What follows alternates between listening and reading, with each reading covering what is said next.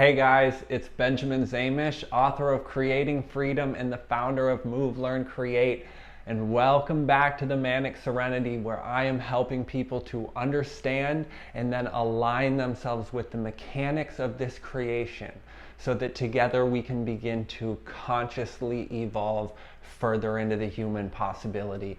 I say it more simply when I say I help people become receptive to the magic of this life. So welcome back. This is episode 19, and this is one that I have been so excited to share for a very, very long time, basically since the moment that I kind of had the light bulb go off for myself, for this specific part of the human experience. I'm very excited. I'm going to bring the whiteboard out so it's serious, and show you what I call the masterpiece of creation framework. So the title is "This is Your Place in the Creation." So I don't know if you've ever wondered at what is your place in the creation. Have you questioned what the true role is for us as human beings, or maybe you felt like we're missing something that is right here, available in each moment, something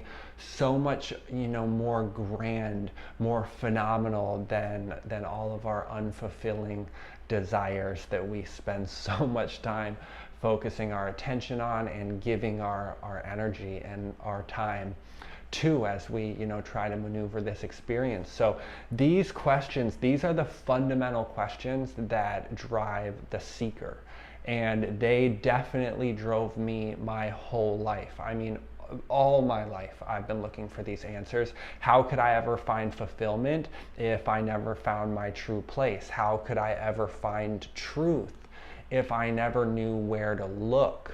I'm a human being. I'm a tiny part of this incredible creation. I'm trying to find truth. I need to know where to look because the whole creation is not accessible to me as far as I knew. So I can't exactly describe how I came to this understanding. I would say that the understanding actually came after the experience. I decided a long time ago that my system functions best when I can grab something with my mind, with my intellect. Or maybe I didn't decide that was the case. Maybe I just observed that was the case. I'm not sure, but I know that the only path or the mind is not the only path. It's actually the path that is filled with the most traps and pitfalls. But unfortunately, and I've spoke about this before, because of just the way we live now, the way we are made, the way we're conditioned as we grow up in the world, it's pretty much the only path that is accessible for us. And the reason for that is that the mind has become like this gatekeeper, where even if we want to give ourselves to a different path, through the heart, through devotion, through faith, through whatever, it's basically not accessible for us unless the mind understands what we're doing to the point that it will kind of grant passage for the rest of the system to get involved in whatever it's trying to get involved in. So what that means for us is basically that all of us are going to have to be jnana yogis to some degree if we want to find freedom, which is the branch of the science of yoga that is literally using the mind to transcend itself, using the intellect to go beyond the intellect, which is a phenomenally complicated process. So when I began to have these experiences that I'm now referring to as liberation or freedom, that are now have become sustained into just a way of living, I had to find a way to explain it to myself as well as possible. So the idea of a thing is not the same as the thing itself, but for those reasons that I just touched on with the mind as like the gatekeeper for our experience, if we can't grab the pattern of a thing in our mind, we're probably not going to ever strive or stay on course long enough to make the actual thing a part of our living experience. Okay, so Now that I can see this so clearly in my mind, it helps me to avoid those traps and those pitfalls of life, because the mind is the tool that we're using to navigate that life. So once you're very clear about the pattern in your mind, it's much easier, much more accessible, much more possible for us to strive in a way that is productive and that can actually bring about some real transformation. So, excuse me, that's why I do these frameworks. That's why I've invested myself in approaching the journey this way, because that is what has helped me actually bring about real transformation and enter into experiences and reality, a living reality that is beyond the limits of the mind. So we can know a thing up here, but it's very hard to leverage that knowledge in a way that brings true transformation. I say it's very hard. It's very hard because we're generally stuck in the mind. We're trying to leverage the mind with the mind, and it doesn't really work like that. We have to just see a thing, grasp it for what it is in our intellectually, and then allow ourselves to move beyond that. So we can have an experience, a real experience, but making that experience our new living reality is the true task. That's the only worthy goal. So I hope this makes sense. I'm kind of looking at the different aspects of the seeking journey, the striving journey, and how they can be most effectively made to work together. I hope that came through. So I think definitely that these frameworks are what has helped me in a major way to turn these magic moments, these peak experiences, into a sustainable way of being. And it's definitely a challenge. It's an ongoing struggle whenever we're trying to change. We have to overcome the fear of starting something new, taking on a new perspective even is an incredible challenge, because we're always risking and dealing with the fear of losing something that we have held on to for so long, that maybe brought us a lot of comfort and solace in the past, at different parts of our lives. So it's not a small thing. And then we have to embrace a new process, right? We have to actually do the work and put in the necessary effort to shift the momentum that's working in our mind, body, and ultimately in our life. So all of this, through all of these struggles, we're overcoming these different fears, these different challenges. And of course, all along the way, we have no real guarantee of what the results are going to be. We can trust in someone, we can believe our gut, believe our instinct, but we don't really know for sure what the outcome is going to be, or whether or not we're going to, suffer disappointment if our efforts are going to lead up to a failure. And I know that is very scary, but I'm telling you, it is worth it. It is absolutely worth it. These disappointments that we fear, they turn into lessons that turn into our power. The personal power that you need, that is going to come from going through lessons, from learning, from cultivating clarity through shaking what once maybe felt like a stable foundation underneath you. But you have to do that because you come to a point where you have the wisdom to just acknowledge what is working and what is not working. So you can do this. You can absolutely bring about these changes within your being. You can allow these new perspectives to become a truly, the basis for a truly new, wondrous reality that is your birthright. So we're gonna go over to the whiteboard right over here. I gotta flip the camera around, and we're gonna look at the masterpiece of creation. All right, guys, let's get into it. The masterpiece of creation framework. And before I draw this out for you, I have to give a shout out to my aunt and uncle, because when I had this experience, this waking dream, this indescribable vision that I'm going to try my best to communicate to you with some random lines and images and hopefully some relevant narrative. When this happened to me, it was so so phenomenal. I was on the banks of the Mississippi River at my aunt and uncle's cabin where I have had so many incredible experiences. So I had to give some gratitude, express some thanks to them for allowing me to use that space, because it has been so profitable and so valuable in my life. So if you guys ever see this, Jimmy, Mary, thank you so much. This has truly affected my life in an unspeakable way, and hopefully I can transmit a little bit of that joy to you right now. So how are we gonna do this? All right, I'm just gonna draw out kind of the scene and use that as a jumping off point. So I'm sitting in the front yard during like the afternoon at the cabin. I'm on the banks of the Mississippi River. So here is the Mississippi River. Here is where I'm sitting on the bank. There are trees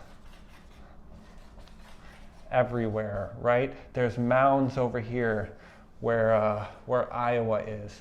There's all this life everywhere, all these trees. I can hear the birds behind me. I can hear the insects, everything. And here I am, here somewhere, with my lover. And all of a sudden, and I'm just looking at the world and, you know, contemplating something, as I always am. And all of a sudden, this pattern starts to emerge, and it wasn't something that I could visually see, and it wasn't like a hallucination. It wasn't like I went somewhere. It was just this experience, this perception, a very, very clear, vivid perception outside of the boundaries of what is normally, you know, we think of as our perception. It wasn't like I heard it or saw it or tasted it or whatever. You know what I mean? It was just an experience that opened up within me, similar maybe to the first time that I heard the sound reverberating through my system. It was something like that. So basically, in a flash, what I saw was each individual piece of life and how life was moving through it. So let me tell you what I mean by that. We're sitting here looking at the glory of nature, right? It's this phenomenal portrait, this incredible landscape, this masterpiece of creation. And we kind of view it as one thing because we don't have the cognitive bandwidth to, you know, intellectually or to with our rational mind that we're, you know, through which we're viewing the world. We don't have the ability to focus in on each individual aspect. So we see it all as one thing and we call it nature. But we're actually talking about the collective of a bunch of individuals. It's all individuals. The grass, the blades of grass, each tree, the countless forms of life that exist in each tree, the tendency of the water molecules that is causing, you know, this river to happen because of the geometry of the earth. All of these things are existing on their own. These are individual expressions of the same creation, you know, that you are an individual expression of. Each piece is significant. Each piece is necessary. It's the interconnectedness of all of these individual pieces that creates, you know, the universe and our and everything. So if you ever in your life take the time to focus in completely on one aspect of life, no matter what it is, you'll see, you know, you can spend your entire lifetime and you'll never truly know everything about it. Everything is a mystery. Everything is so phenomenal. Every single thing is a miracle. So I'm sitting there and all of a sudden I'm experiencing each individual piece of life as an individual comes within my awareness, everything that I can see. And I'm experiencing the life inside of it. So the very life energies that are, you know, that built in layers that connect us as a physical system to the source of creation. So like I said recently, Jesus said, the Father and I are one. You know, he's talking about opening a channel of direct connection from where he is here on this level of reality so far out into the creation, such a sophisticated form at the peak of evolution on this planet. And he's saying, I have direct access to the source within me. The Father and I are one. Okay? So all these layers in between us here and that source, they're all functioning not only inside us, but they're functioning in every single other form of life on the planet.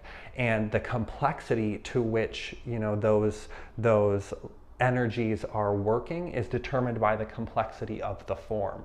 So for instance, the life energies in the rock are not functioning to the degree of complexity or intensity as the life energies in the tree. And the tree not so much as the worm, perhaps, or the worm not so much as the bird, and so on. So it's just a incomprehensibly complex and phenomenal reality that is happening in every single moment around us at every single time. So I already knew these things. I had already had these experiences, and I knew that this was what was going on. So when this experience kind of began to happen on this grand scale for me, as I sat here on the banks of the great river that I adore so much, I, for the first time, saw that each individual expression of life is each individual, each tree, each squirrel, each bird, every piece of life is the same energy, which we know, expressing itself through a fixed, unique pattern. So the thing that we're calling as instinct in the animal kingdom, for instance, is just life energy expressing itself through a fixed pattern. So it always knows what to do. The animal always knows what to do because it's being pushed by desire, pushed by life, the same thing pushing on you that has you sitting here listening to me talk, and the same thing that has me standing here talking because it's pushing and it never stops. So when that pushes through a fixed system, a fixed pattern where there's only a certain number of possibilities, then naturally it knows where to go and what to do because those things are built into the pattern because that is how survival happens. So we look at animals and we're like, why don't we know what to do? Why don't we have instinct? Why don't we have those things? Well, it's because we have a much greater possibility. We don't have a fixed pattern, we have free will.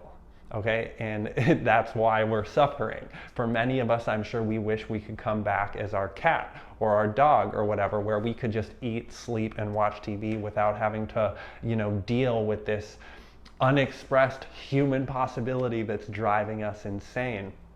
So I'm sitting here in this moment now, and I'm seeing all of these things happening simultaneously, that each form of life is the same source energy, the same God, the same, unity within each thing, built up through these truly unimaginable layers of complexity, entire realms, worlds of existence, until it gets to this point where we're all sharing this experience in this present moment. And I realized for the first time, or I saw for the first time, that these pieces of life are not aware of the whole. Okay, let me explain. There's no bird sitting in the tree that is aware of how beautiful it looks sitting in the tree, with the sun setting over here. Oh yeah, I think the sun was setting over here, you guys. It was magical. I remember it was magical. And so there's no tree that is aware of how beautiful the forest is in which it lives. There's no squirrel that has that stops to gaze at the beauty of the river alongside which it lives its life. These things are not happening within the experience of a form of life that is bound by a fixed pattern. It's just being driven. The entire process of life is just driving through them through that fixed pattern. And basically what happens when a never-ending push, a never-ending impetus that we're calling desire, life, expresses itself through any fixed pattern, no matter what it is. Well, what happens is a loop. You can call it a loop.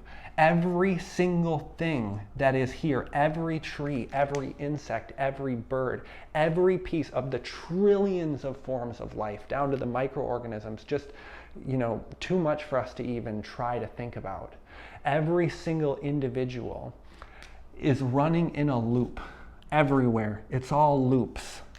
The whole thing are these interconnected loops that are happening.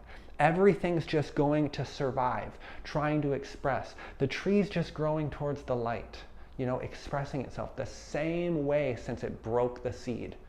Everything's just happening based on the tendency and the limitations imposed upon it by the complexity or lack of complexity of its form.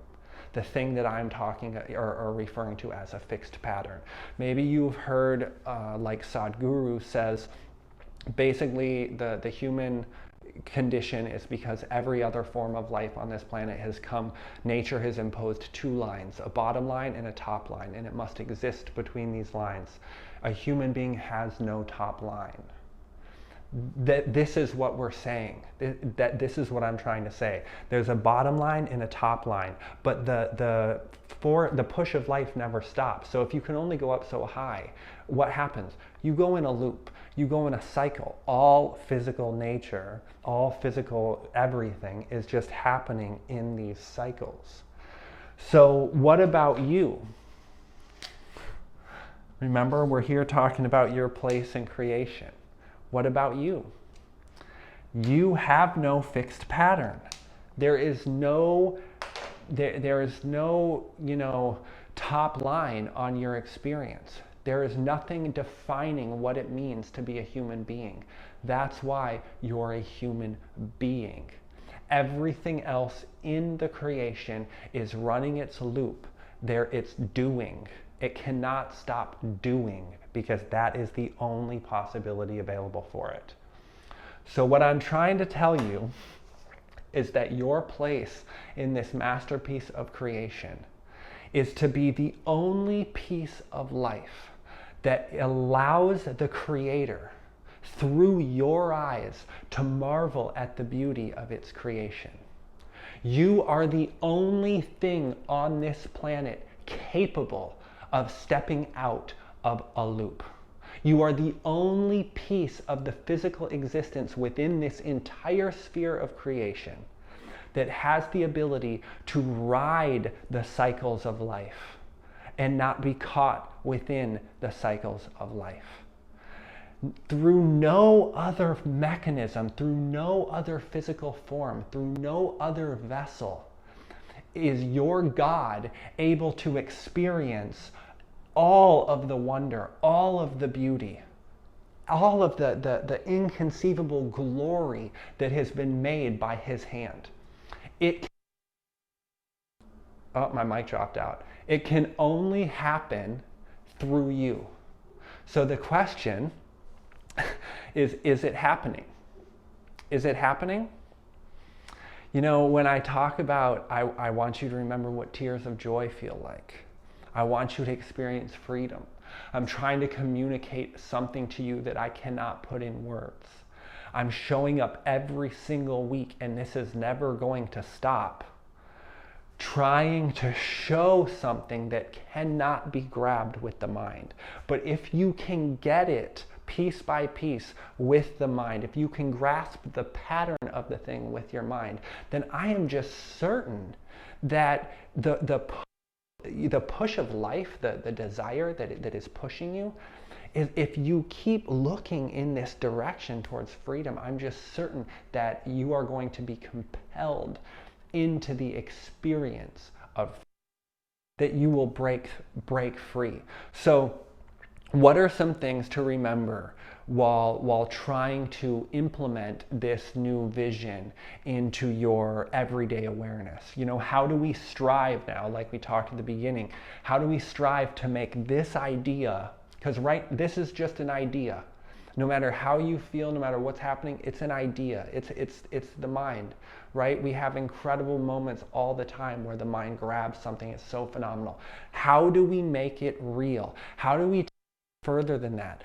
Number one, don't pressure yourself to constantly be doing the right thing. When you're approaching this element, these elements of the human experience, these are not doings. You're a human being. This is a way of being. This is something we just have to stay focused on, stay committed to, allow it to work its way into our being. That will not happen from doing. So there are things you can do to help allow that to happen, but it has to be allowed to happen. So please be patient with yourself. Look at this not as a task to complete, but in awareness to cultivate. It's like having soft eyes.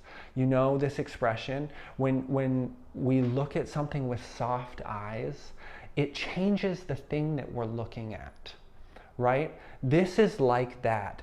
It changes your relationship with the very thing that we perceive as outside of you. The way we look at it changes the relationship. So use this framework as a reference point. This should be a constant reference point, not something that you're trying to live within, because it's a framework. It's in the mind. It's a tool. It's not it's a means. It's not the end. Is the best way to say it. And then after you've checked in with this as a reference point, focus on the feeling. Focus on the way that you're seeing the world. Not what it is you expect to see, what it is to see because you're invested in identifying with this framework. No, that's not it. This is just a reference point, and then you focus on the way that you see the world. And when you do that, that very world will change. And then as you continue to practice this, you're gonna see you're gonna see that it's not just the world out there that is changing. I promise you. And that is when the unspeakable elements of this transformation surely will begin to trickle down into your experience. So this way of being that I hopefully described to you, I'm not sure if I did, but I tried. Maybe I'll release this one like every 6 months, I'll redo it or something. But this is the beginning of understanding the dominion that has been granted to you. There's that passage in the Bible, in Genesis or something, about how man was granted and given dominion over the beasts of the field, the fowls in the air. And this has been misinterpreted in any number of ways. But to truly grasp what that is talking about, and we're going to come back to that heavily during one aspect of the Manifestation Masterclass, which is my next project that I'm working on for you guys. And that statement, it's so vast, this reality of our dominion here on this planet. And this understanding is the very beginning of moving into real ownership of what that actually means. So this is the first step, I would say, in approaching your true destiny. And as you stick with me on this process, as you keep going, as you get involved, more and more with what's happening here at the Manic Serenity, you're going to see clearly that this is the purpose of my work. My poems, my weekly videos, everything, and especially my courses is truly just this, to empower you to reclaim this birthright of experience that has been sold to the objects, all these objects of our misguided desire, and really to discontinue this ongoing betrayal of our Creator that is being perpetrated in every single moment that you spend stuck in your own loop. Okay? Because we have free will. We have animal nature. We have all of this is built into this. And it can't evolve any further, guys. You're it.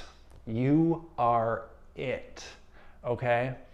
So we cannot be stuck in our own loop, because if we are, how will the Creator marvel at his masterpiece of creation?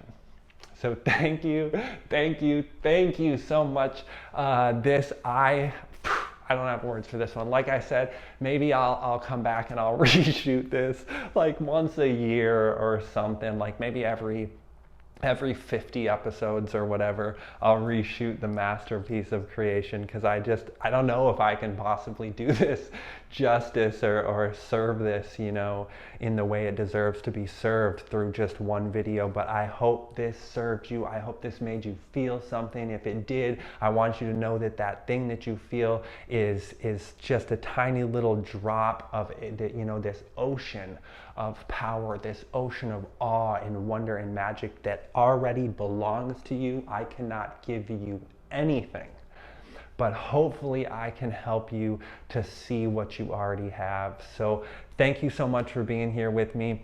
Please share this. Please share this one. Gosh, if you're not sharing the other ones, please share this one. Subscribe if you haven't already, and go in the comments. Ask me anything that you would like. Sign up. Go in the description for the video, or head over to themanicserenity.com and sign up for these free courses that I'm building for you. These videos, this is nothing. I mean, I love this process, and I approach each one of these very, very intensely, and I give it all of my focus and attention. But I don't have the time in a format like this to really break things down for you in a way that's going to empower you to follow, the step-by-step methods that are so necessary for us to really undo the momentum that's working against us, to undo the conditionings that keep us stuck in these loops. So please get involved with those things. There will be plenty of free resources to keep you busy for quite some time. That is really what this is all about, to get you involved in something that really can bring about true transformation. So thank you so much for being here. So much for being here. I love you. Thank you. I'll see you next week.